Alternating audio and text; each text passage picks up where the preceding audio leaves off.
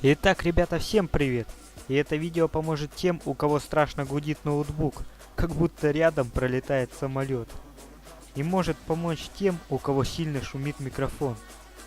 А возможно, этот способ поможет решить эти две проблемы сразу, как в моем случае.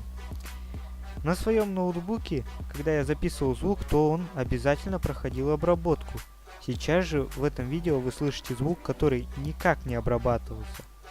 Раньше я думал, что микрофон у меня говно, но когда я купил микрофон, который во всех обзорах показывал себя отлично, он также шумел, и разницы от старого я не почувствовал. Я просто забил на это все. И как-то в один прекрасный вечер ноутбук так затрещал, что на следующий день я решил отвезти его почистить от пыли. Мне его почистили, и все стало отлично работать. Шум исчез, и каково было мое удивление, когда я записывал звук. Шума в микрофоне практически не было.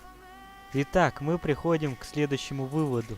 Если у тебя ноутбук тормозит, шумит, то проверь, не задыхается ли он от тебя от пыли. А кому был полезен этот видос, ставьте лайки и подписывайтесь на канал. Всем удачи и всем пока!